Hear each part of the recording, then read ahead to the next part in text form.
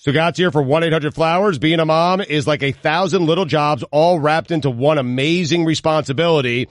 I know this from watching my own wife, how crazy it is, switching back and forth from trauma nurse to afternoon mathematician, from organizer-in-chief to five-star chef.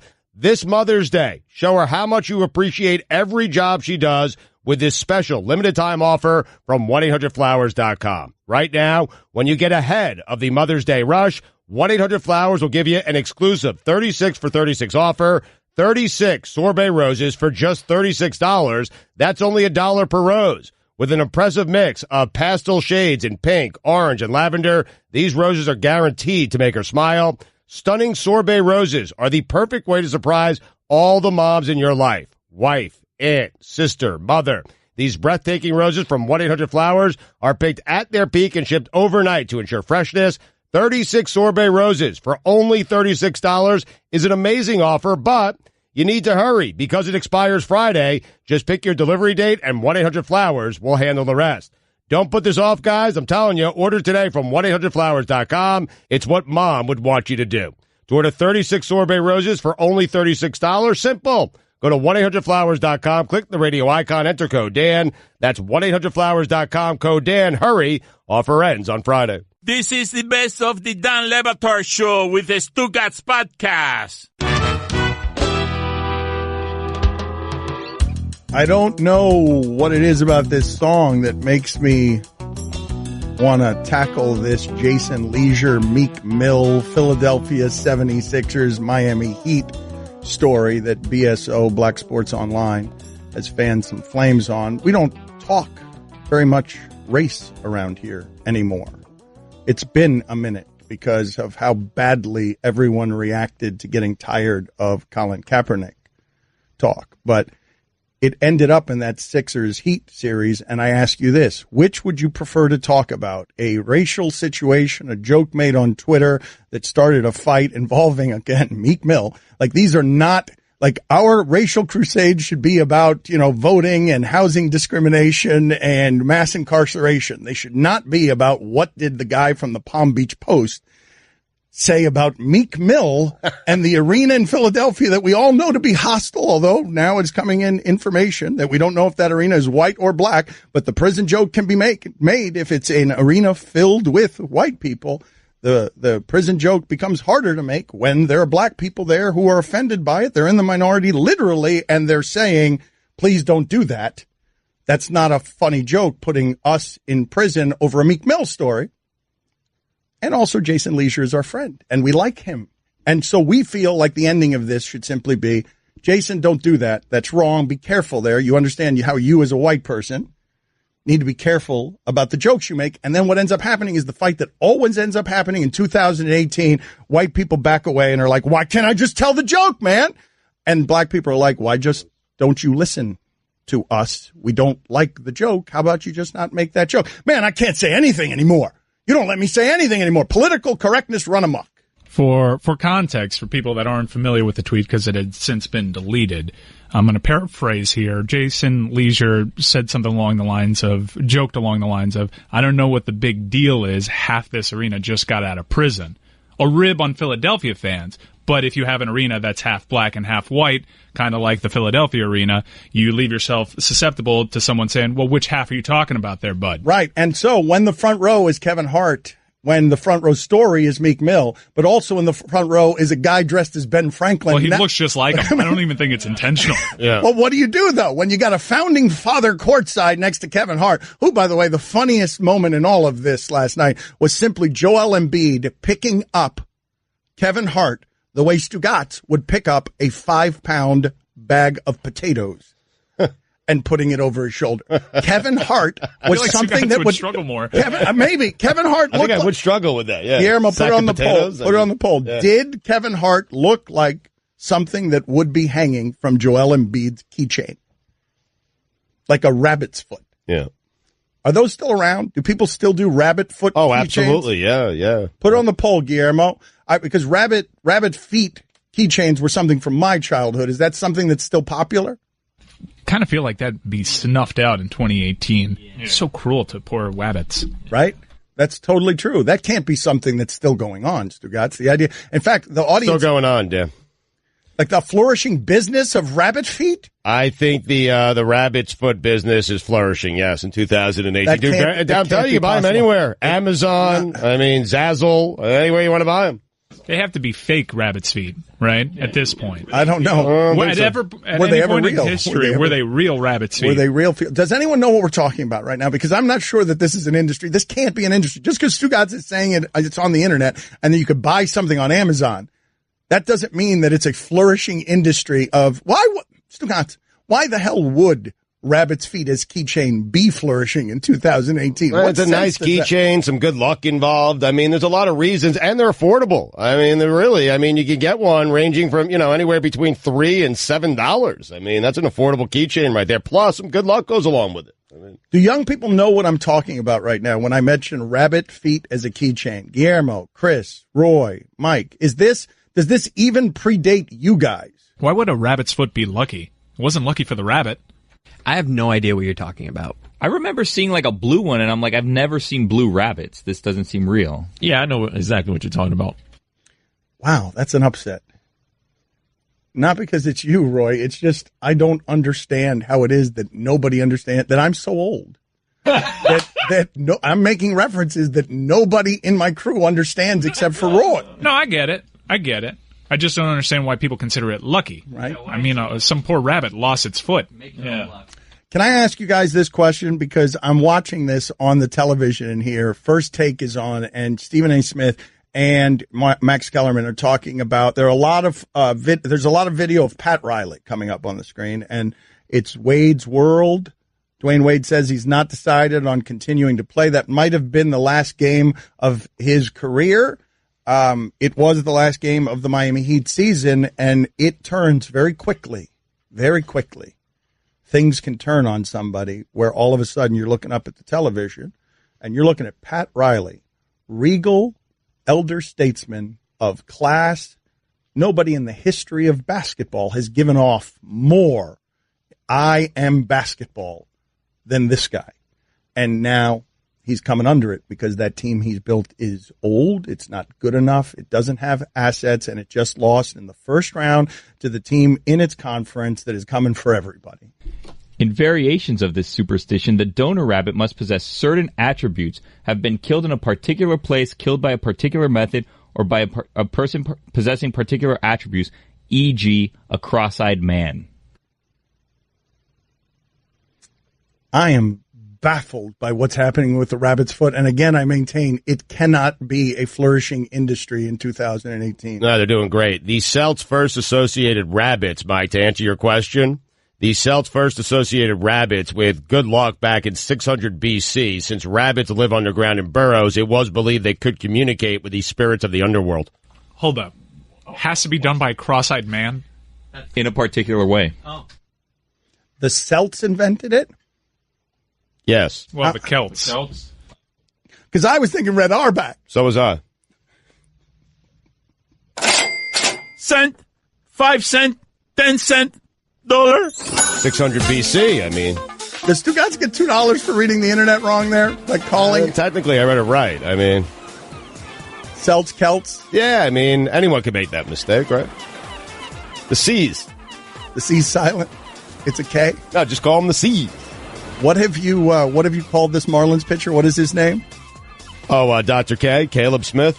Who spells it with a C? Is it the same thing that's happening there with your reading of Celts? Yeah, the C stands for K. No, I mean, Celts and Celts are both, they both are spelled with a C, so we'll just call them the C's. If you're just joining us and have no reference for this, Stugotz refers to a pitcher for the Marlins whose name is spelled with a C as Dr. K. And a big win for the Celtics last night.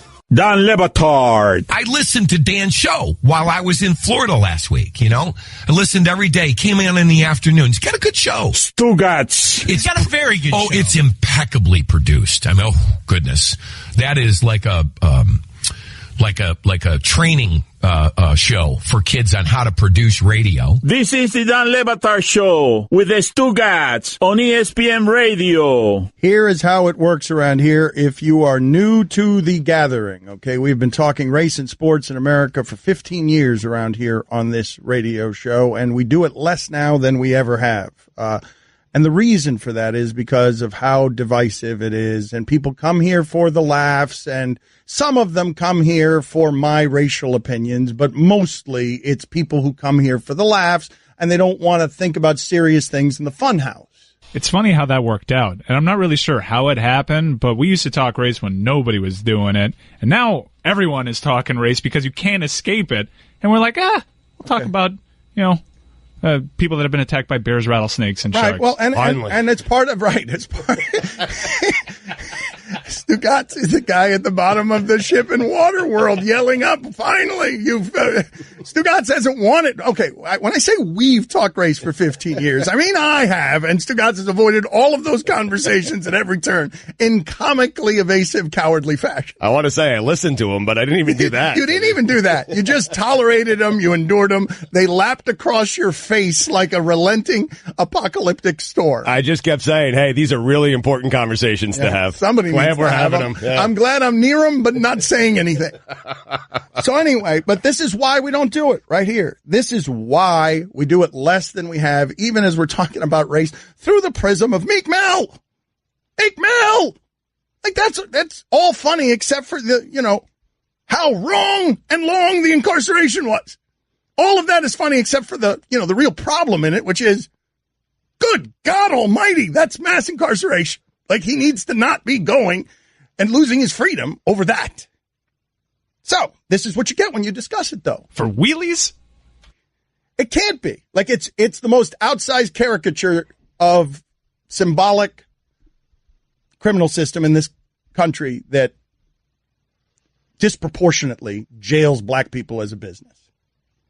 Like, I'm not even saying anything controversial there. That you could just look on the internet and read and inform yourself on what's going on with mass incarceration in this country. Important discussion, man. Glad you're having it. All right, so I will move off of this right now after this text. The bridge is going to be just simply this text. Is this a promise? Or? Yes, because Stugotz has got something for Condoleezza Rice, Paul Soliai, and John Dorsey. Oh. And we'll get to all of it, I promise you, after I read this text. In order, Condoleezza Rice, Paul Soliai, John Dorsey.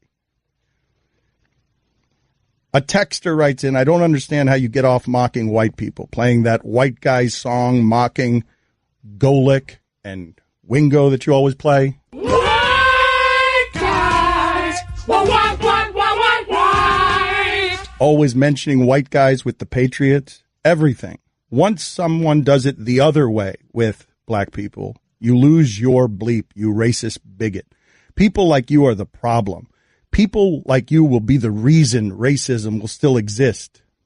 You don't treat every race the same. You favor black people, and you think you're black.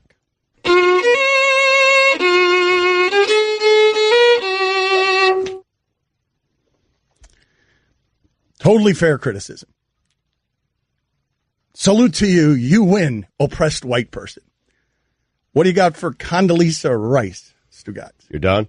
Yes, sir. What do we have?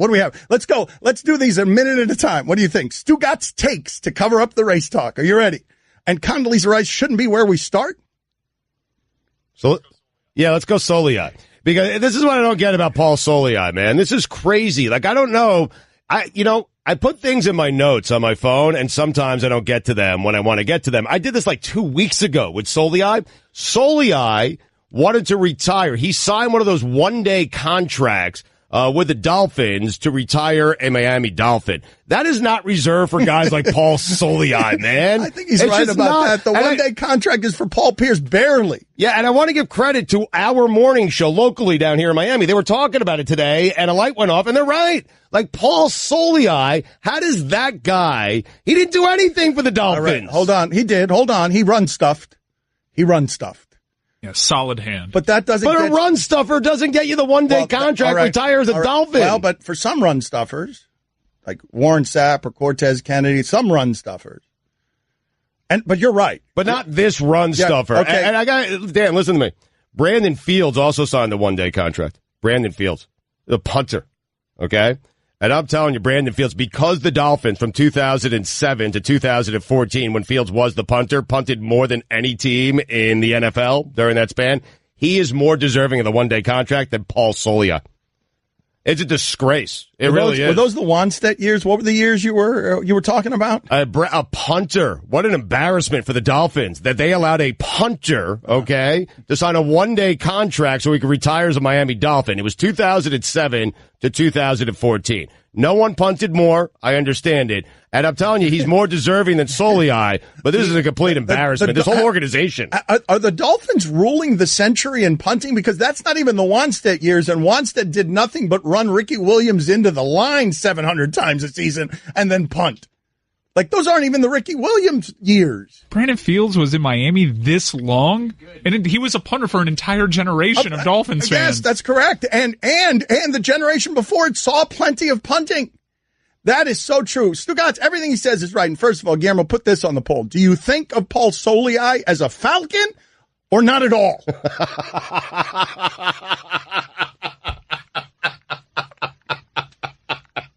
That's the poll question. Just like that, no other words. Cent, 5 cent, 10 cent, dollar. Don't forget, I got something for Condi and Dorsey. No, well, Condi, I think you might be scared of. We need to keep moving away from the race stuff. She's presiding over sports. We got to talk about this. But we'll do Dorsey next.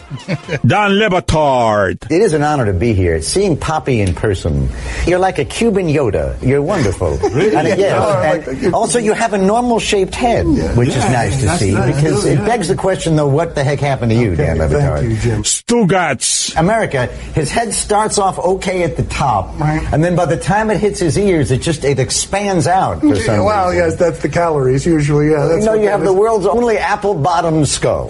As the kids say, it's THICC thick, my friend, so good on you. This is the Don Batard Show with the Stugotz on ESPN Radio. Our friend Hank Azaria. Today, Stugotz, Hank Azaria, Jim Brockmeyer, his show tonight, IFC Season 2, opens tonight. Hank Azaria is 54 years old today. And happy birthday to him. I don't care. Good luck.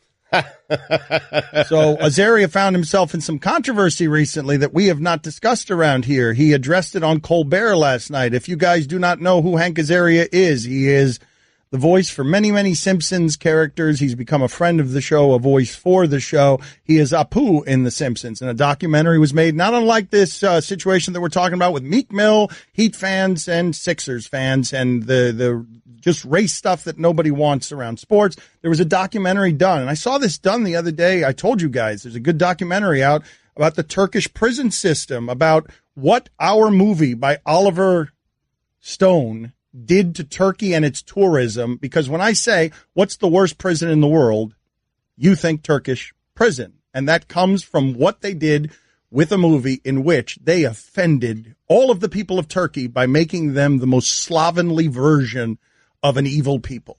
And they ruined tourism in that country with a movie that was celebrated here as one of the great classics, Midnight Express, of all time. And if you watch this documentary, you can hear the pain of the Turkish people. Why are we being represented by America as the evil people, as this guy who was, in actuality, a drug smuggler? He was not wrong the one time he smuggled drugs into a country that is intolerant of drugs, at least in part because Richard Nixon made them intolerant of drugs. So the Turkish people see that movie. America celebrates it as a prison movie, deeply hurt and offended, kills their economy. The Turkish economy, that movie. To this day, we think all these years later that the worst prison in the world is the Turkish prison system. And here we are. I still have no idea what you're talking about. You and me both. Which part of it? All of it. Which part is not being understood here? What am I doing wrong? You guys want to just go back to John Dorsey? Who's Richard Nixon? Is anyone calling the current president of Russia Nixon? Is that happen? Is that something is that popular? Is that something? I'm like the general manager of the Cleveland Browns. I'm not watching any television. Oh, this guy. Yeah, it's weird. This guy. Dorsey. The Browns are going to take Josh Allen, number 1 overall, simply because John Dorsey doesn't watch television. Because he has no idea what a stupid pick that would be if he's not watching television. If he's watching television, it'd be easy to see why that would be a horrible pick. Yep. But he doesn't watch SportsCenter. He doesn't watch NFL Network. He doesn't talk to anybody. Right, because if he was doing any of those things, he would know he doesn't have to take Josh Allen number 1 overall. No. Right. He's a reason the only reason there's buzz on Josh Allen is because John Dorsey doesn't watch television. And now Mary Kay Cabot says it's between Baker Mayfield and Josh Allen. Why is Josh Allen in this conversation? I'll tell you why. It's because John Dorsey needs to turn on a television. Yeah, but also don't believe a single word anyone is saying. I mean, Cabot's credible, but don't believe a single word come out of anyone's mouth the next couple of days. I'm telling you. Agreed. Do not do it. Agreed. You know why? Yep. We established John Dorsey doesn't talk to anybody. Right. What were you telling me about his wife? Well, Steve Weiss just tweeted out, and listen, he's on the inside. I mean, this guy he's deeply entrenched. He had a brief conversation with Browns GM John Dorsey. No legit trade offers for the number 1 pick. As for who the number 1 pick's going to be, quote from Dorsey, haven't even told my wife. The secrecy is on next level with John Dorsey. Yeah. Next level. But he knows. Who's watching Haslam? Someone needs to make sure he's not wandering around talking to strangers he again. He can't be doing charitable stuff because you don't want him around the homeless.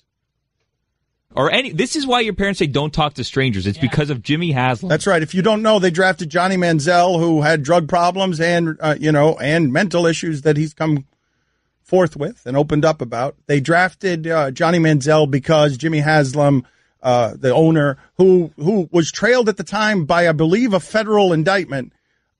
He just talked to a homeless guy who told him to draft Johnny Manziel.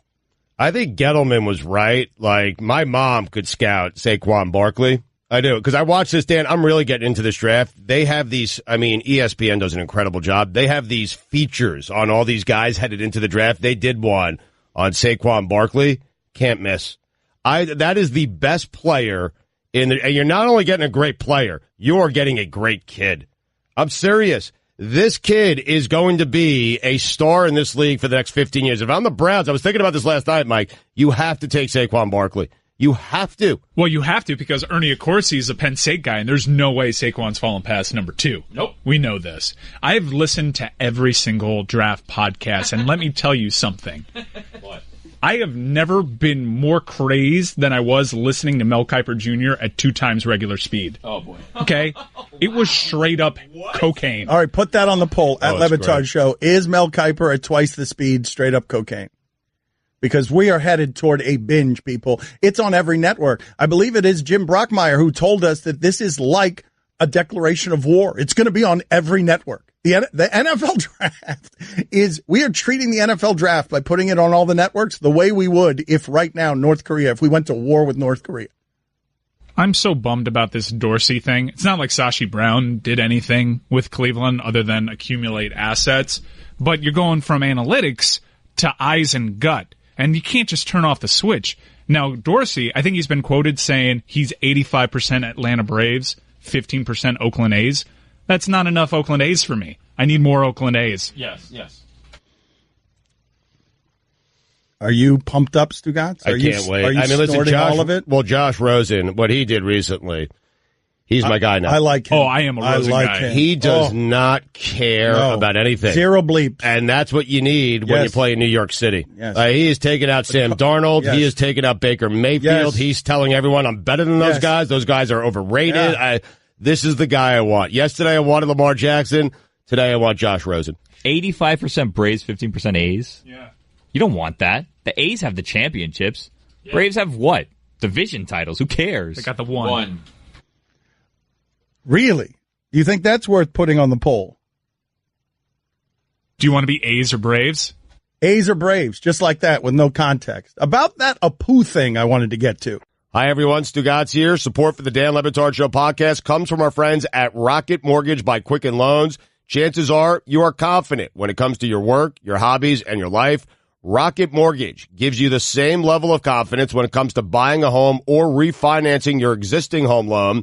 Rocket Mortgage is simple, allowing you to fully understand all the details and be confident you are getting the right mortgage for you. To get started, go to rocketmortgage.com/Stugotz. That's rocketmortgage.com/Stugotz, Stugotz, equal housing lender, licensed in all 50 states, NMLS consumeraccess.org number 3030. Don Batard. So let me just get this straight. What you just gave us was limited fake John Lovitz as Will Smith's character in Bad Boys, Mike Lowry. Yeah, that's a ticket. I'm Mike Lowry. Stugotz. Thank you. There it is. Yeah. Mike Lowry. Thank you. Glad we waited for it. That was a lot better. Thank you. This is the Don Batard Show with the Stugotz on ESPN Radio.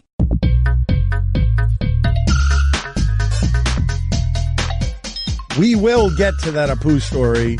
Maybe I will try to get to it. We have been negligent in covering it because a guy who's been around our show for quite a bit now is in the middle, embroiled in a controversy that we never asked him about. And it's his birthday today. He is 54 years old. Happy birthday to him. I don't care. Good luck. I got to tell you, he looks great for 54. Yes, he does. He really does. Uh-huh. Man, he looks younger than we do, both of us. Right?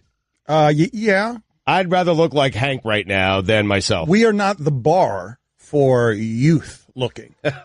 You don't get to make looking younger than us does not make him look young. I'm just telling you, I'm 10 years younger than Hank, and Hank looks younger than I do. Okay. So Tom Haberstroh joins us now, and we want to talk NBA playoffs. It's a fun time of year. Haberstroh has been our numbers guy for a long time. Mike, get the Haberstroh song. He loves the song whenever he appears, so we will play that for him at some point during this segment. But Haberstroh is with Bleacher Report now, and he joins us on ESPN Radio. Thank you, Tom, for joining us. Let's start here. Without Steph Curry, how much of a problem is Anthony Davis and the way the Pelicans are playing for the Warriors? Can you help us understand it? Yeah, I mean, when Steph Curry is playing, they're far and away the best team in basketball. But without them, they've been basically 500. With Kevin Durant and Draymond Green and Klay Thompson, this season they've been barely 500. And when you have Anthony Davis on the other side, you're asking Draymond Green and Kevin Durant to guard that guy for 48 minutes, and it's going to be tough. I mean, even if Steph Curry comes back, I don't think people are valuing Drew Holiday enough defensively because it's going to be hard for Steph to get in rhythm when Drew Holiday is flanking him. Like it is really difficult, as you saw with Dame Lillard, to shake free from Drew Holiday. And with Steph Curry returning from an MCL injury, that's going to be really hard. I think that series is going to go deep. Answer this question for me, though. When the Warriors and Pelicans play, who has the best player on the court? Without Steph Curry? All of them. All of them there. Who has the best player on the court? Among Steph Curry, Kevin Durant, and Anthony Davis, who's the best?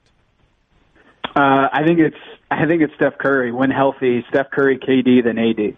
That's my vote. I mean, you're splitting hairs at that point, but I just think the shooting ability that you have with Steph Curry is, as Ethan Strauss likes to say, it's Shaq from 30 feet away. He does so much for your offense. It's just crazy. Opens up shots for everybody else when they try to put two on the ball. I don't think you can really replicate that with anybody in the NBA. Anthony Davis is a freak talent. But you're talking about Kevin Durant and Steph Curry. It's splitting hairs at that point. It's the reason I think the series is going to be interesting, though, Tom, because without Steph Curry, the Warriors cease to be the Warriors. They're not the Warriors anymore, and now they're going up against a guy who's as good as the best they got. Like, if you're splitting hairs on Anthony Davis and Kevin Durant, what you're about to watch is what, in terms of difference between the teams?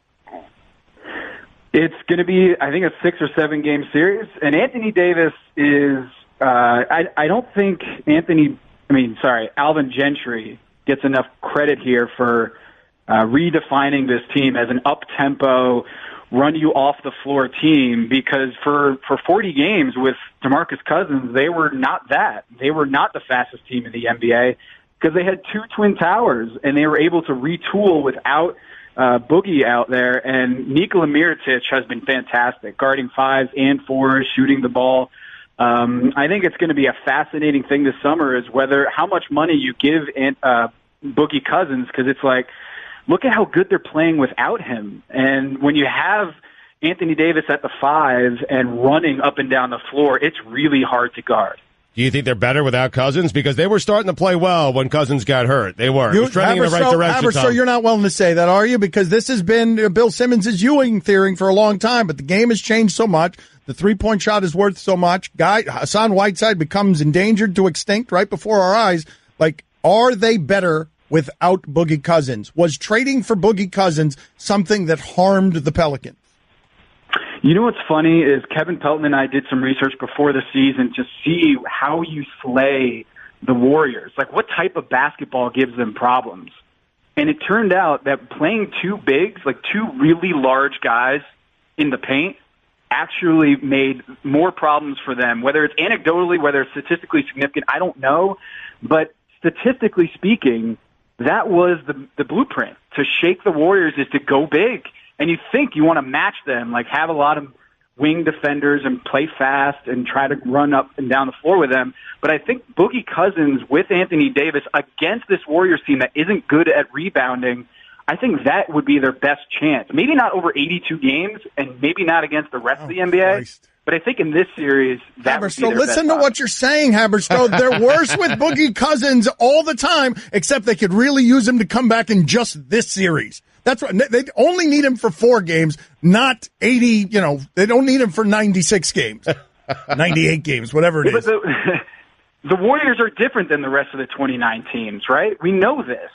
We know that. And I think this is a case where the matchups really do matter with Boogie Cousins and Anthony Davis. If you have those two guys out there bludgeoning them in the paint and getting Draymond Green in foul trouble and Kevin Durant in foul trouble, that's tough. No other team can do that in ways that the Pelicans can. So I think overall, over 82 games, I think that style of play with Anthony Davis at the 5 and Nikola Mirotic at the 4, I think that might be getting you more wins over the regular season. But against the Warriors, I think it's a different match. LeBron getting to the finals? No, it's Philly. Yeah, it's you're Philly. wrong. I mean, I have been wrong for the last 7 years if I bet against LeBron. Right. But I think this is different. I think the Cleveland Cavaliers defense is not great. They don't have a second playmaker out there. I don't know what the deal is, whether it's just Ty Lue doesn't trust the new guys on the team. But the guy who's second in assist on the roster right now is Jeff Green, 2.0. Like George Hill, Kevin Love, J.R. Smith are not playmakers, and they need that second guy. And right now they don't have it. I don't trust their defense. And Philly is that good. I think they've got the Orlando Magic with Shaq and Penny written all over them. I think this is the year that LeBron James doesn't make it to the finals. I tell you that over the next 7 games, you have to pick 2 guys to trust. Does Tom Haberstroh take Bradley Beal and John Wall, or does he take Lowry and DeRozan? I take John Wall and Bradley Beal, and I don't feel great about it, but I'll tell you what, before this series, I picked the Wizards over the Raptors. I picked the 8 seed over the 1 seed, and I'll tell you why. In the 4 regular season games that they split, John Wall didn't play any of those games, and he's torching them right now. He's averaging 27 points and 13 assists per game, and Kyle Lowry has shrunk in the playoffs routinely every year. So if I'm going to bet one of those tandems over the other, I'm going to take Toronto because I know I've seen Kyle Lowry and DeMar DeRozan not play great in the postseason, and I think this is the case where they split the series in the regular season with no John Wall appearing in any of those 4 games, and now he's playing, and it's incredible to watch how normal the Toronto Raptors look after they killed teams with their bench. So listen, man, I'm going to give you like 30 seconds here because you mentioned all the things the Cavs don't have. You didn't mention the thing that they do have. That's LeBron, the greatest player in the world. Okay, the guy you trust most, under 5 minutes left in the game. So if you'd like to change your prediction, right, I'm telling you the Cavs are going to the finals. I'm telling you that I'm going to make fun of you and everyone else who picked against the Cavs once they do make it to the finals. You can change it right now if you want your last chance. Last chance. Not changing it. Okay. Michael Jordan lost to that Magic team. Michael Jordan lost to that Magic team with Shaq and Penny. Oh, it was after basketball. It can happen. He was wearing number 45. Listen, to my personal record book, that was not Michael Jordan. Jordan only wore 23. The guy who wore number 45, I don't know who that guy was. That's right. Okay? That's fair comment. I mean, he was playing baseball and stuff. Yeah, that's absolutely true. Yeah. Tom, tell us before we get out of here, please, if you'd be kind enough, the charity you're working with and what it is you're trying to do with your mother. You told us last time. The audience, how can the audience help if they want to help you, your mother, in this cause? Yeah, so I appreciate that. My mom was diagnosed with ALS in October, and my family decided to try to raise money to find a cure. There is no cure for ALS. And you can go to als.net/pepper to donate to ALS TDI. They are working super hard to find a cure for this terrible disease that slowly wastes away your muscles until you can't eat or can't breathe. And there are no survivors of this disease. And we're really hoping we can all get behind this cause to find a cure for ALS. Again, als.net/pepper. Eat some peppers, post a video, laugh about it. And I got to say, it didn't really pop until Stugotz did it. Thank you, sir. You're welcome. Don Batard. Let me go around the shipping container filled with frightened refugees. What do you imagine Pitbull smells like? The bidding starts with facts and info. I think he smells like my dad's cologne. Guillermo, what do you imagine Pitbull smells like? A combination of sweat and like agua de violeta. Oh, nice. Stugotz. Roy, what do you got there? Drakkar Noir. Mike, what about you? What would be your guess on what Pitbull smells like? Fireball.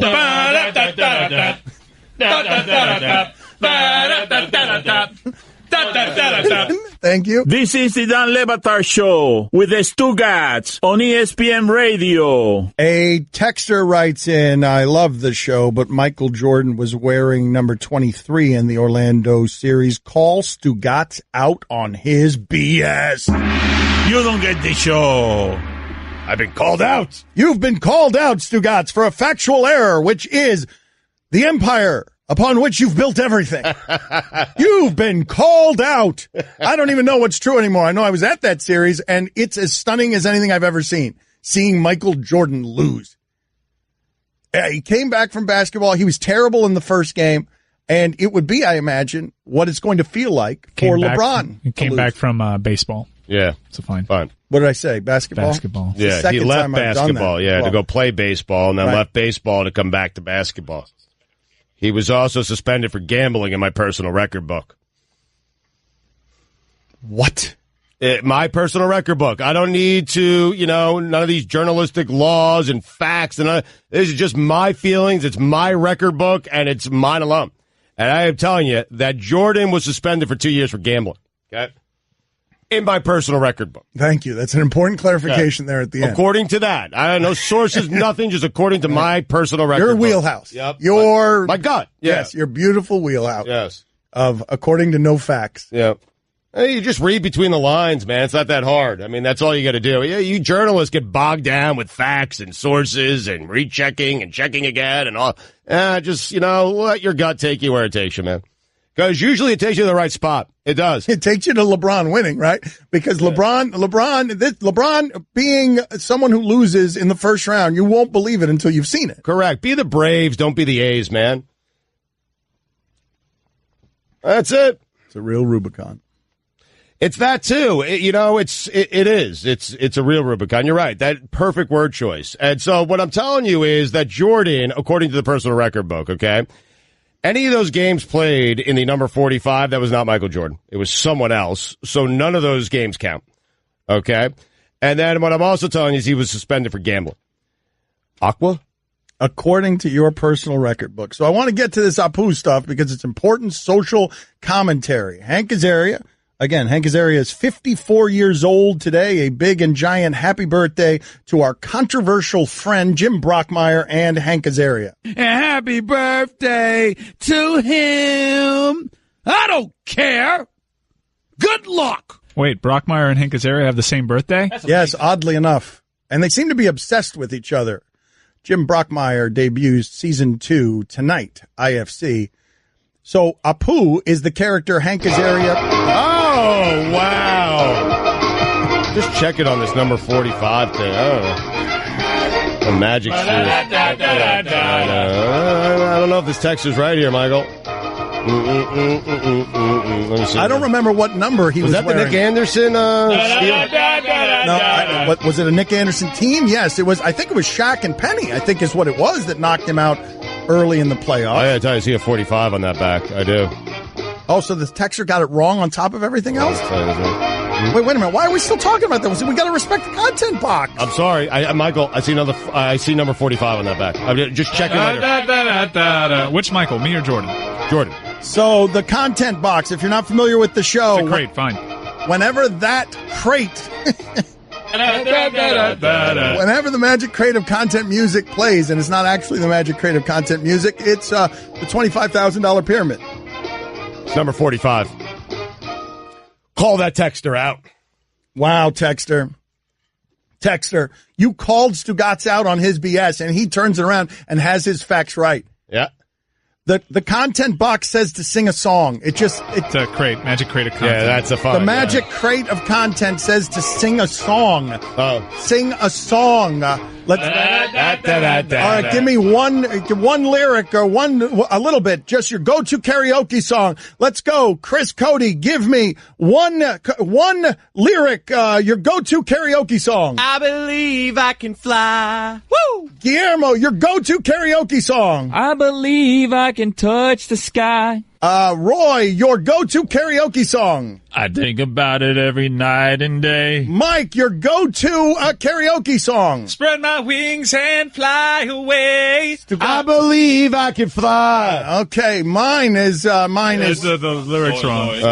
Mine. Sweet Home Alabama. Don Le Batard. See how quick he is at slithering around things? Good. Like, yeah, you are good. You are a master liar. Stugotz. Like you are a genius liar. You are like the Einstein of liars. This is the Don Le Batard Show with the Stugotz on ESPN Radio. A post-game technical foul. What does that mean? That he misbehaved so much during the game that he should have gotten a technical foul, but the refs blew it in real time, so they gave him a technical foul retroactively? Yeah, and a $10,000 fine for confronting Gobert in Game 4. He's got to calm down, Westbrook. Like, I know. That was fascinating to watch him be too aggressive, to watch him get into foul trouble because he was making it that personal about Ricky Rubio. Yeah. That was interesting to watch, man. Yeah, there's a lot of stuff going on there, like Kevin Durant liking Instagram stuff about, people criticizing Russell Westbrook. Like, he probably feels all this stuff is starting to come back to Westbrook again.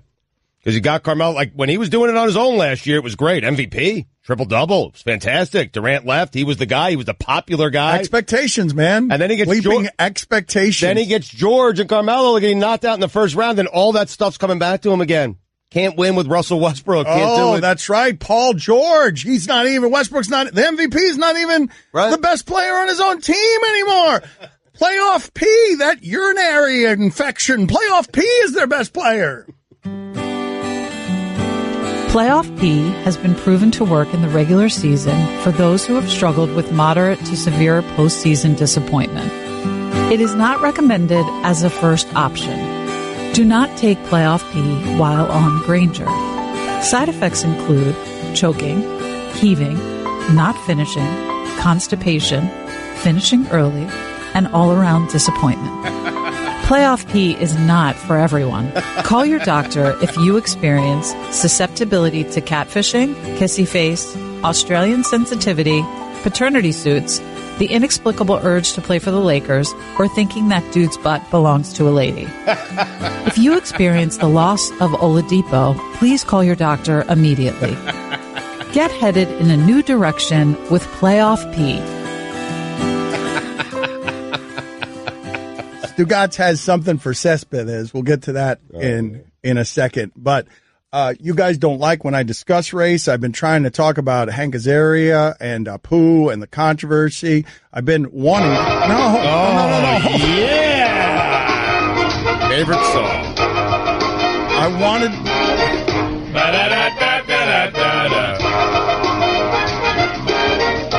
Big week, Dan. We get to the... All right, so if Colt McCoy doesn't get hurt, Does Texas beat Alabama in the 2010 BCS championship game? What? Well, he did get hurt. Who came in for Colt in that game? Was it Gilbert?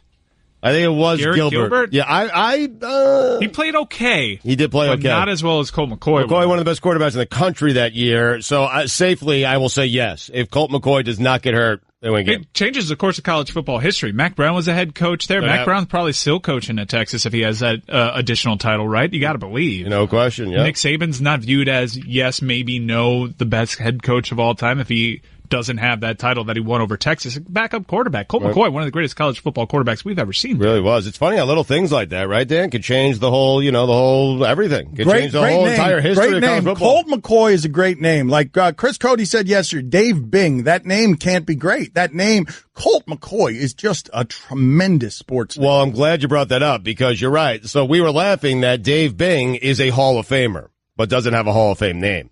So we went the other direction this morning. Guys who aren't Hall of Famers that have a Hall of Fame name, and Colt McCoy is certainly. Well, if I'm the rogue scout and I'm calling an NFL team and I'm saying, hey, I'm on a field in the middle of Missouri, it's just me and this kid who is slinging the pill, and his name is Colt McCoy.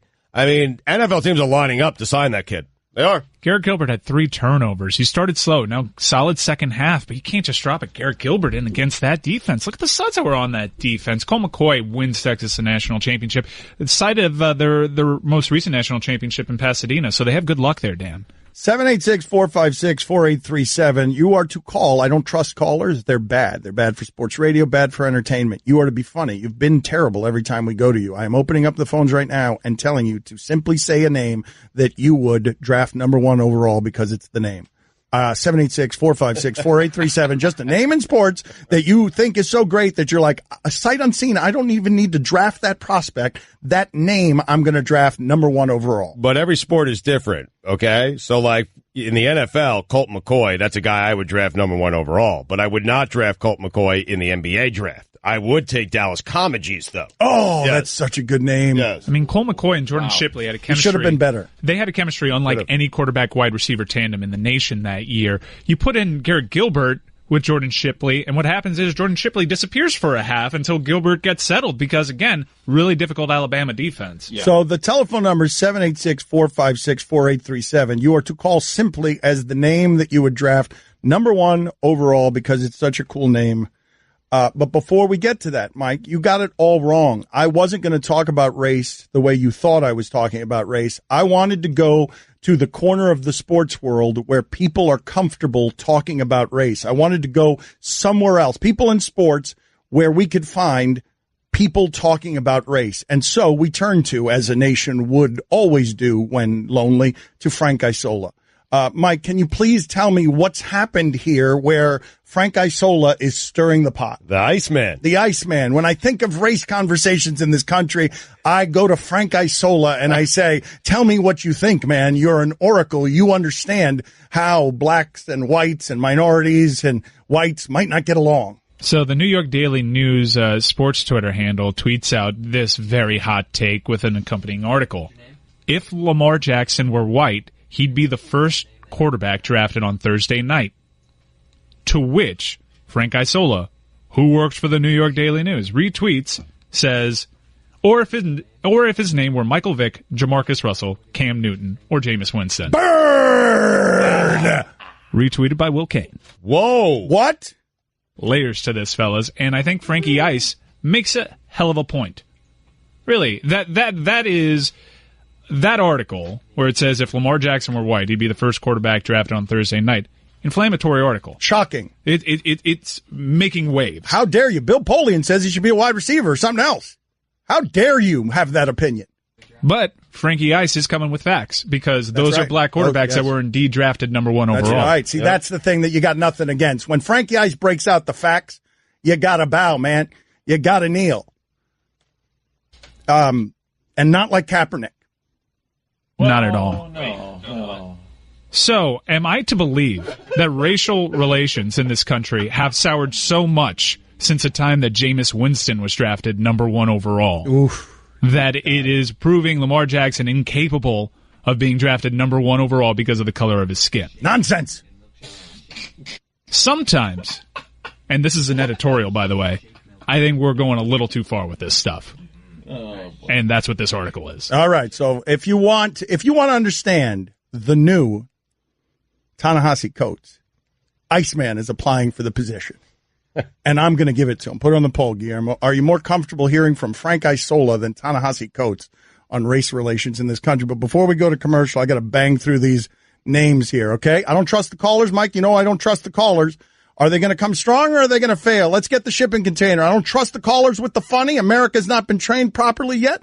Miami has been. Miami's great at this. America stinks at it. Fail. All right, let's go. Mitch, go ahead, Mitch. Who you got? Rex Burkhead. Are we drafting him number 1 overall? Number 1? Oh, no, it's got to be like an A.J. Hawk. Fail. Moo. Chip, you're on ESPN Radio. Go. Moo. Maybe he also had Rex Burkhead. Ryan, you're on Ryan, there really is only one choice there. When you give all the names in history as options, Rex Burkhead, we can all agree, is the funniest. And wow, that poor guy lost his Rex Burkhead. Ryan, you're on ESPN Radio. Milton Bradley. What? It's a game. Fail. It's That's terrible. Wait, hold on. If I call up, I'm on a baseball field somewhere in Missouri, and I say there's a kid out here who is hitting home run after home run. His name's Milton Bradley. No one's really lined up for that? Milton Bradley is named. It's a board game manufacturer. Like Milton Bradley is associated. That doesn't even make any sense. Milton Bradley is about as terrible as you can be at this game. Stugotz, go outside and show them how it's done by calling from outside. Just show them the way that this is done, because we got nothing but crud here on the line. And I keep trying to get the callers to do this sports radio thing funny.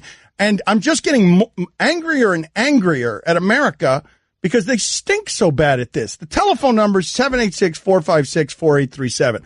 And the question being posed to you, the audience, is give us a name in sports history that upon hearing that name, you'd be like, that's a number 1 overall pick. I don't even have to see that name in action. I don't have to see that name as a scout. That name has to be drafted at number 1. Is Speedy Claxton good?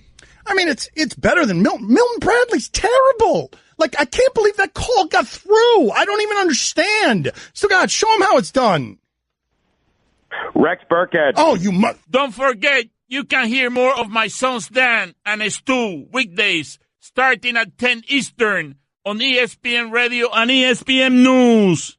I just saved hundreds of dollars by switching to Geico. I feel like a whole new person.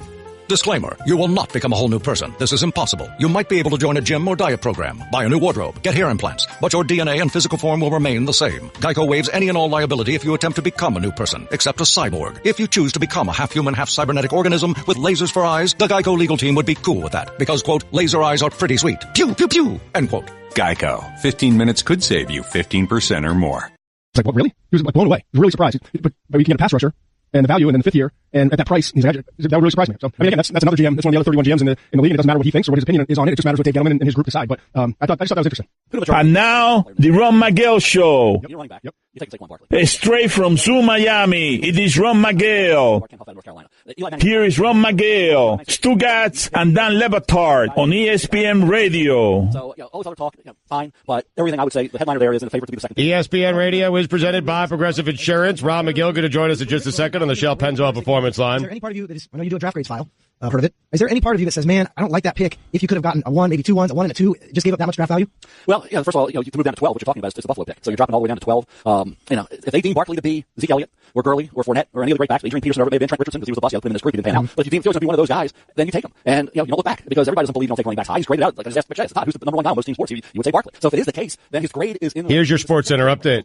So to me, that's where they would go. Now, if Darnold was there, I don't know. I mean, Darnold, Trump Barkley, quarterback like that, I don't know how to feel about Darnold. This whole gold jacket thing, Todd, baffles me. Who knows who's going to be wearing a gold jacket at the end of their career? Or do we have a crystal ball? Are you that good of an evaluator? Who's going to be wearing a gold jacket? Was your pie spoiled this morning? You're in a mood, man. That just kind of blew out. I want my guy to wear. I hope you all hope that, but are we that good where we can define who's going to be wearing a gold jacket with the second pick? All right, get that good typer. Let's jump to number 3. Todd, kick us off here. My sense, and it seems yours. Looking great at your special event or wedding has never been easier than with thebblacktux.com. They've got tons of new suits and tuxedos that'll make you stand out for the right reasons to score $20 off your purchase. Simple. Visit thebblacktux.com/Dan. And I've got people screaming at me saying, they love Mayfield, they love his edginess, they love what he can come in and he's going to bring kind of that. Owner likes him. Yeah, Broadway Baker. Broadway Baker, and Piper can nickname him and all that, like flicking Flacco, whatever the hell that was. But I've also heard Rosen here too. And Rosen would be a good fit, and they kind of, I don't know, I've heard both, so this one's a tough one for me. No. Yeah, that's fine. I mean, who's going to sit there and be the Ben Roethlisberger of this draft, or the best quarterback goes last? So, of the group, so we'll see. For all the latest headlines and information, tune in to Sports Center on ESPN Radio all throughout the day. Ron McGill with us as he is every week with all of your animal questions. We will give you your sports information. You just got it. You just freebased it, man. That's your sports information. Woo! Allow us to talk about animals for a while because, man, I can't feel my face. Next segment, we'll actually play it at twice the speed as opposed to that, which is just the way Mel Kiper talks. That's just normal.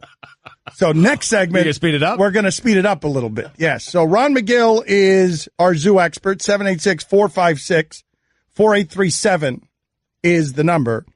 Johnny Utah, you're on with Ron McGill of Zoo Miami. Go ahead, Johnny Utah. Hi, Ron. I'm wondering, who would win in a fight, an anaconda or a python? Wow. Interesting. Very interesting. The python, theoretically, the reticulated python, is the longest snake in the world. It gets to be over 33 feet long. However, the anaconda is the largest snake in the world. It can get to be over 20 feet long, but weigh hundreds of pounds. So, that's really going to be a toss-up. Neither one of those snakes eat other snakes. But I think at the end of the day, weight is going to trump length. Just because of the fact, if you got a guy that's 7 feet tall like a Manute Bol and you put him in there with a, refrigerator Perry, I think Perry's going to take him out, right? That's my logic behind that. So I'm going to go with the anaconda. We had a question earlier this week, the worst way to die, bear attack or shark attack. There's a guy we're trying to reach who's been attacked by a bear, a shark, and a snake, and we were trying to decide worst way to die. Which is it, bear attack or shark attack?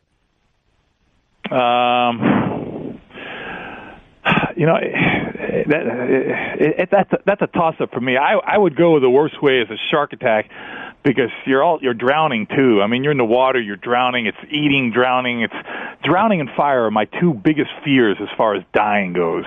So which is quicker though, Ron? Like which one would be quicker though? What's the size of the animals? Are you talking about a 20-foot shark and a 9-foot tall bear, or are you talking about a 15-foot bear and a 10-foot long shark? I mean, you gotta equate the problem. Too much nuance, zoo guy. Just make a max big. Make a pick, and be done with it. Like too much nuance, too many degrees. Tell me the size of the bear. Okay, I'm gonna go with the shark being faster because the shark is gonna get you in the gutter and underwater, and you're gonna bleed out right away. A bear is not necessarily going to kill you right away. It might maul on you and chew on you a bunch. It'd be a longer, more drawn out death, I think. Yeah. More people survive a bear attack than a great white shark attack. So I'm going to go with the shark. I feel like you've taken every side of this argument. And I'm proud of you. Trot Nixon, you're on with Ron McGill of Zoo Miami. Go ahead, Trot Nixon. Only in baseball, though. Only in baseball. Go ahead, Trot Nixon. Is it possible, and if it is possible, is there anybody that's keeping DNA of endangered species to bring them back a la Jurassic Park? Absolutely. There are huge, not only DNA banks, but sperm banks for animals that are being kept. You've all heard about the northern white rhino that passed away, the last northern white rhino male, which in effect makes the species extinct. But what you don't realize is we have a lot of that sperm stored. We have also the eggs of females stored. So what they're going to do is they're going to take those eggs, they're going to fertilize those eggs, they'll place those fertilized embryos in the bellies of southern white rhinos that are not extinct, and they will bring to term full-term northern white rhinos. So it's the same. We've done it with zebras. We've taken zebra embryos, put them inside domestic horses, fertilized zebra embryos, put them in domestic horses, and the horse gives birth to a full-fledged zebra. NFL Draft Week here on ESPN Radio. Gunnar Kiel, you're on with Ron McGill of Zoo Miami. Go ahead, Gunnar. Oh, hi there. Yeah. Sorry. You forgot you were Gunnar, is that it? Okay, no problem, Gunnar. Who would win in a fight? Go ahead, Gunnar. Who would win in a fight, a diamondback, rattlesnake, or a cobra? Wow. Again, I think... Okay, are we talking about a king cobra or a monocle cobra? McGill, are you new to these questions? For the love of God, man, have you ever done this before? This makes a big difference. A king cobra can kill an elephant with one bite. You specified diamondback rattlesnake. You didn't say pygmy rattlesnake. You didn't just say rattlesnake. You said diamondback rattlesnake, which is the largest of the rattlesnakes. If I'm going to put that against the largest of the cobras, which is the king cobra, I'm going with the king cobra, because king cobras not only have a potential strong venom, but they eat snakes, whereas rattlesnakes don't eat snakes. So I'm going with the king cobra. See if we can get Gunnar back to ask some of these questions. You know, you try to simplify everything, Dan. Life isn't that simple, okay? He said diamondback rattlesnake and a cobra. Well, there are many cobras. Quentin Jammer, you're on with Ron McGill of Zoo Miami. America. Quentin Jammer, you're on with Ron McGill of Zoo Miami. It's not America. Yes, best sports name, by the way, John the Beast Mugabe. All right, get out of here. Tim Biakabatuka, you had one job. Yeah. You had one job and you blew it. Tim Biakabatuka, you're on with Ron McGill. Go ahead. Hey, how's it going? Hey, my dog seems like he likes his farts, or he's trying to figure out why it's happening. Because every time he does it, he puts his face down there. Have you noticed any other animals in the wild? Gassy animals. Why are they smelling their own farts? Yeah, a lot of animals do that. Many times I have found that dogs do that when they have fairly loud farts. You know, they make that... And that's the sound. They don't know what the sound is, so they immediately look back to the sound, and then they smell it, and some of them like it, some of it don't. But I noticed with my dog, he does this little kind of, it's like a little toot that he does, and when he does that, the sound frightens him, and he turns around to see where the sound's coming from. That same thing happens to me all the time, man. I do it too. I mean, do you smell your own? I do. Bronco Nagurski, wow, you're on with Ron McGill of Zoo Miami. Go ahead, Bronco Nagurski. Ron, could a silverback gorilla in his prime stop the 5 best offensive linemen and the best running back ever from getting 1 yard? No, I don't think so. 1 yard is not that much. If you got the 5 best offensive linemen, listen, they're going to get hurt. A couple of them might get killed, but you're going to get the yard. You'll die after the yard. I don't know if it'll be worth it, but you'll get the yard. I've shoved my head under the covers. Can you explain this to me, though, Ron? What would I have to make the odds for you to call it an even fight? A silverback gorilla against how many linemen where you would say, look, this is not going to work out well for the gorilla? Like, where do I have to put the number to make it hard for you to... Okay, but wait a minute, Dan. Again, I'm asking for clarification here. Are you talking about the lineman trying to kill the gorilla? I'm talking about... You're talking about a fight to the death? I'm talking about 5 offensive linemen, or however many you tell me, are blocking, trying to play football, and what is across from them is an actual silverback gorilla. They're just playing football. Right. The silverback gorilla is just being a silverback gorilla. Right. Okay. That's going to the running back can run for a touchdown. Okay? Because the running back is going to be much quicker, feet much quicker, running, cutting. That gorilla's not that fast running and cutting. If you're talking about just going straight ahead and trying to bowl the gorilla over, no, your 5 linemen aren't going to do that. But your 5 linemen are going to be able to create enough of a distraction, enough of a challenge to that gorilla initially, that the running back's going to be able to cut around. He's going to pull out. He's going to be one of those, like, those running backs who hate to get hit type things, and he's going to be gone. Because once he gets by the gorilla can't catch him. Tree Rollins can't run. Tree Rollins. Stop talking, McGill. Tree Rollins, you're on with Ron McGill of Zoo Miami. Go ahead, Tree Rollins. Weird today. It's weird. Ron, I've heard that most elephants weigh less than a blue whale's tongue. Is this true? Really? Wow, that's an interesting fact. I'd never heard that. I mean, most elephants weigh less than 10,000 pounds. No, but the blue whale's tongue is huge. I don't know if it weighs 10,000 pounds. I know that the gonads, the testicles of a blue whale, weigh thousands of pounds, but I don't know about the tongue. So Wait a minute. That's a look up for me. Wait a minute. How many pounds? The testicles of a whale? Thousands. Ron, did you know a horse weighs thousands of pounds? Did you know a horse can fit inside the blue whale fart bubble? Wow, we've really gone off a cliff today. What's happening? But is it true? No, but Ron, I'm being serious. Is it true? I've never looked at a blue whale's fart bubble. Excuse me. I'm You've sorry. looked at its testicles, clearly. Well, when we've done anatomy, when you do anatomy, you're looking at different organs. But no, I've never measured the fart bubble of a blue whale, and I don't know if anyone else has either. Now, I imagine that because of the size of the intestines, if these animals do produce a fart, it would be a very large fart. And yes, it would be very expected that a horse could fit into that bubble. But people who are coming up with these types of comparisons have way too much time on their hands. That's not true. Well, you're missing out, man. You should get in there. So let's look at the video here Okay. They've sent you the video. You're going to do play-by-play of it. What do you have there? Ready? Okay. We got the guys on elephant back here. Oh, this looks like a tiger safari where they're looking. This is what I remember doing this in India on an elephant back, looking around. They're looking at tiger. They're looking at a patch of looks like. Oh God, it's a tiger! She's coming up at the. Oh wait! It looks like that's the guy on the elephant. Oh my God! Jesus Christus! Now it's being replayed in slow motion. It comes up. Does it kill him? Oh, look at the paws, look at the claw, oh, it nails! Oh, no, the guy's alive. The guy's alive. You see his hands all bloody, but it blurred out. Holy jeez, that tiger leapt out of that rice paddy and went up on that elephant and nailed that guy in the hand. They must have really been ticking off that tiger. That tiger must have been harassed, because I've done that in India, where I've, tracked tigers and elephant back, and the tigers don't pay any attention. They must have been harassing that tiger. Oh, my God. That's terrifying. Terrifying. Yeah, that would scare me. I would have soiled my pants if I was on Oh, my God. Jumping, leaping tigers. Whoa! Graceful and beautiful. Look at the claws. Just got his hand, though. He's lucky to take him off the... Tiger don't care, man. Wow, that was impressive. That's an impressive video. Holy geez. What's impressive is the guy who kept rolling. When that tiger's coming up on the tiger. That on the elephant. That's very impressive. Holy geez, that made my hair stand up. Yeah. What do those farts smell like? All right, thank you, Ron, for being on with us. We appreciate it. Don Batard. What's the single most important thing the Eagles have to do to beat the Patriots? Stugotz.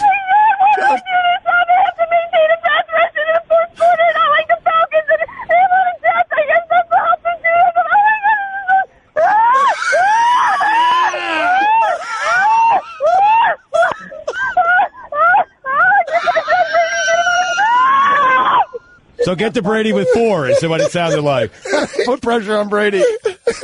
We find out if Mina Kimes is still alive. Next. This is the Don Batard Show with the Stugotz on ESPN Radio. Andy Roddick went after Kanye. We got to get to that. Stugotz has something for Cespedes and Condoleezza. We have a ceremony back there that we have to conduct, that we have forgotten to conduct, that maybe we will conduct tomorrow because we just forgot to do something today. We haven't done favorite colors in like 6 days. What? I know everything is going crazy around him. Mina Kimes joins us. Aqua? Mina Kimes, ESPN, the magazine. She is the best we've got.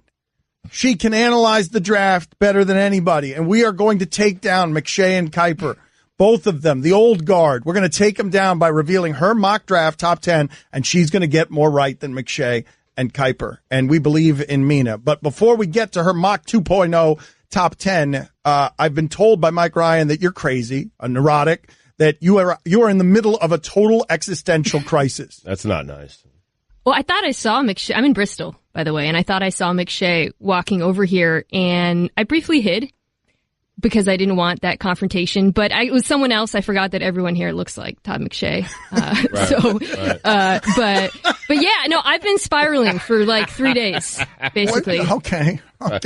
Because I was in Mexico this weekend for a bachelorette party. Right. And me being me, I was grinding tape the whole time. I was studying my Walter football guides. She's not making this up, by the way. No, this is all true. She is the lamest this way. The lamest. By the way, Mina, you don't maybe see Todd McShay. When he walks into a room, you know. Yeah. He's kissed by the sun. He is. There's a lot of quarter fleece zip-ups here, is all I'll say. But anyway, so I watched tape. I even grinded my own tape. I was terrible the first time. I flew back to the U.S. I read draft guides the entire time. I probably put in 12 hours of work on the beach. So I get through TSA, and I was wearing my Dan Le Batard Stugotz Show hat. Thanks, Mike Ryan. And the TSA officer asked me, he was like, "Oh, is that like a sports show?" And I said, "Well, kinda, sorta." And he said, "Are you on it?" And I said, "Kinda." And he said, "You have the best job because you can say whatever you want and no one will ever remember." And I've just been sort of, all this prep, I've just been kind of spiraling ever since. Like, does it even matter? Like, I did all this work for no reason, and I don't feel good about it. Time now for Mina's Top 10. We're coming after Kuiper. Yeah. We're coming after McShay. You got nothing for her, boys. She's going to take you out on Thursday. She's going to reveal to America that you guys have been on a foundation that has been fraud for decades. Number 10, mock draft situation, according to Mina Kimes, publicly recorded by the internet and the world, is... This was crazy. I've got Arizona trading out for Josh Allen. Wow. All right. Arizona trading up a Josh Allen? Did you just say that? Did you just say that? Okay. My dragon breath. So they hold all the cards. Now, that was a bombshell to lead off with. But Thank you. You have to speak way faster than you're speaking right now. Okay, so Josh Allen at number Speed 10. is Mina part of this? Kimes, give us 20 seconds. Josh Allen at number 10. Quickly, please.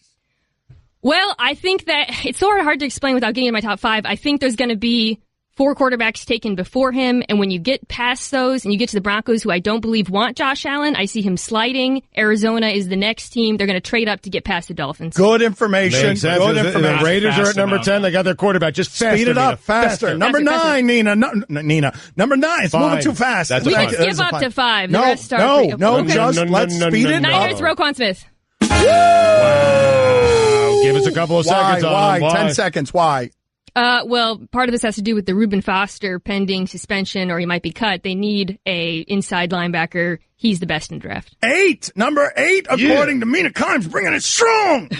Bears, Minka Fitzpatrick. Wow. Minka's going to fall to 8? What He's you going to fall got, to 8? Kuiper? What you got, big boy? Why number 8? Why? That's just, they need depth in their secondary. He can play multiple positions. That's the most desired trait right now for cornerbacks and safeties in today's NFL. Okay. All right. Couple notes. Yep. What happened to the signature breath before you deliver the You said information? to go faster. Yes, but you still need to do the breath. That's your thing. And then Minka, you got to build it up, Mina. Okay, Yeah. so with Minka Fitzpatrick, what you got to say is this is the best quarterback to come into the draft since Deion Sanders. Okay, you got to do something like that. Is that true? It doesn't matter if it's I true or don't- not. You just got to say it. Okay. Number 7, according to Mina Kimes, ESPN the magazine, coming after Kuiper and Mache. Bucks, Derwin James. No. Man, I'm not going to do the breath at the same time. No, nobody asked you to do the breath at the same time. You do the breath and then the information. No, the breath, then the information. No, the breath, You and don't then sound number like a 7. Let's do it monster. again, for the love of God. Set her up again. Go ahead. Number 7, Mina Kimes. Number 7. Buck. Oh, shoot. Oh, for the love of God. Bucks, Derwin James. Again. Set her up again. Bucks, Derwin James. No, Not wait. Set Mina. her up. Yep. Number 7, Mina, this is not the way to go after. Okay, wait. The Bucks. Mina, this is not the way to go after McShay and Kuiper. You got to do it right. Number 7, according to Mina Kimes, is Bucks take Derwin James. Woo! Nice. Why? Thank you. Another issue, their secondary is the worst in the NFL, allowed like the most passing yards. They need him. He is the best. What happened to the breath, Mina, before you gave the analysis? Well, I have to give breath before every sentence. Everything. Everything, yeah. And stop thanking people. Yes. Interrupt Number people. 6. Stop Do interrupting. you want to know how fast you're supposed to speak? I'll give you an example. Not so resolute, Todd. And I would have been so resolute when Josh Allen hurt Sam Darnold number 1.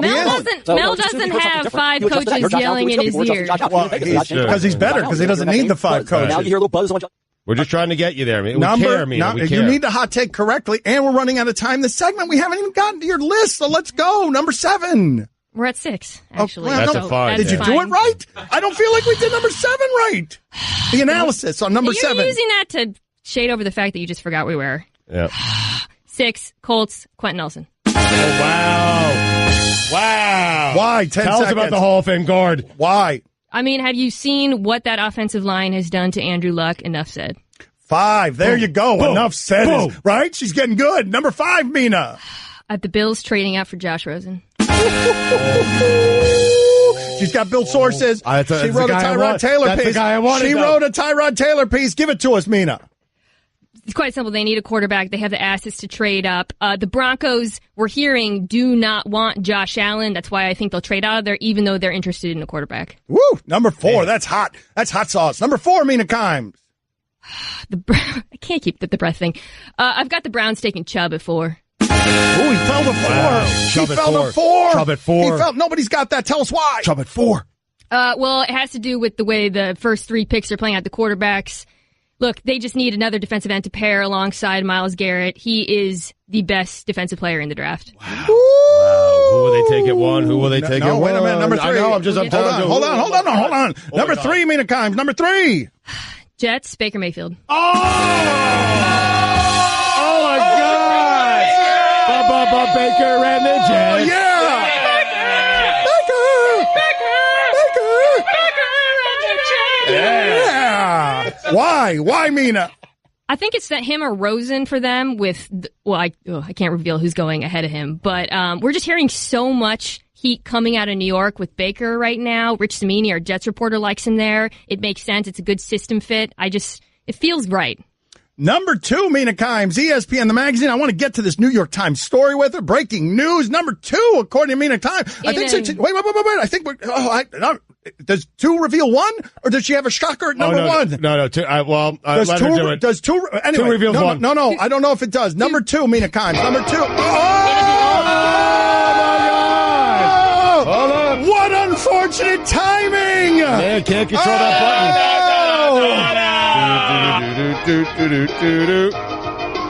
All right, Mina Kimes, we got to get to number 2 and number 1. And this time story.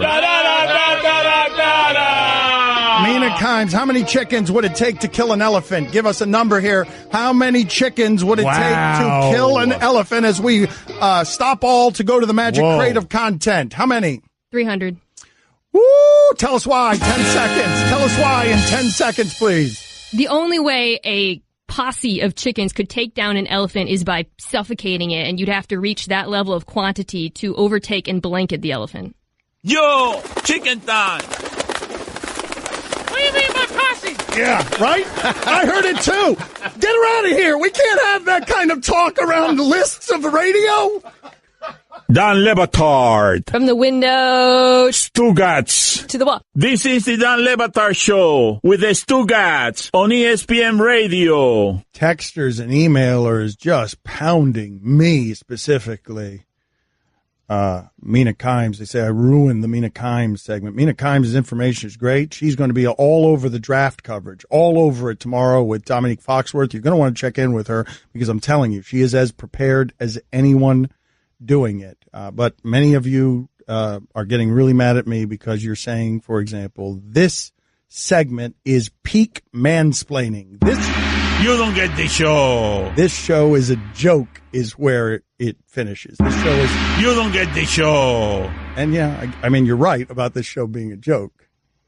You're not right about not understanding what that segment was. So, number 2, according to Mina Kimes, on her 2.0 mock draft, ESPN, the magazine senior writer, she's going to take all of McShay's and Kuiper's stuff. Number 2 is... I'd like to preface this by saying I hate it.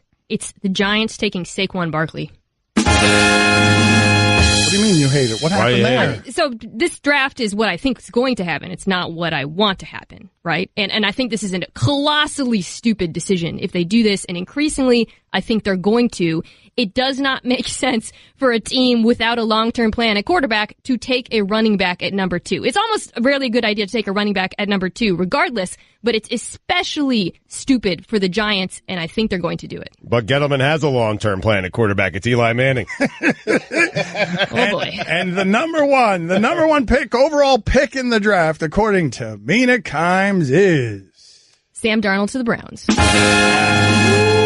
Yeah, Darnold and Chubb there, Mike. Do a lot of people have Darnold there? I feel like we were talking. Didn't someone report today it's either Baker Mayfield or Josh Allen? Yeah, that was Mary Kay Cabot. Yeah, but I told you, smoke screens. Don't believe a word anyone's saying these days. Well, how do you know something different, Mina? How do you know something different? Well, there's smoke everywhere. They've been linked to just about every quarterback, and we've gone through a million phases of this. Darnold's been the guy from the beginning. He has the highest upside of any quarterback in the draft. He needs to season, as you guys say, for a year, and they've got Tyrod Taylor. It's a good fit, good situation. He is the perfect modern quarterback, and he's the best player available. I just hope they don't mess this up. Okay, so Mina, before we let you go, though, the serious stuff, before we get out of here, can you give us a minute on this New York Times story. We want to be smarter. I haven't even read the story yet. The headline is Inside the Confidential NFL Meetings to Discuss National Anthem Protests. It broke during the show. I haven't even been able to read it. How am I supposed to think about this in a minute, please? I found it really unsurprising. It's a lot of quotes from these owners saying, how are we going to deal with this Trump thing? And it reveals something that I've always thought, which is, we hear so much from Bob McNair and Jerry Jones, so we think the owners are like these old-timey villains or that they're motivated by politics or ideology. Their only ideology is making money. Most of these guys don't care about the anthem. They don't care about the kneeling. They only care about making it go away so they can continue making money. And if you read these quotes, it's obvious that Bob Kraft, Terry Pegula, Jeff Lurie, they feel the same way. They don't care about what Colin Kaepernick is doing or saying. They only care about not hurting their bottom line. What was the most interesting thing in it for you?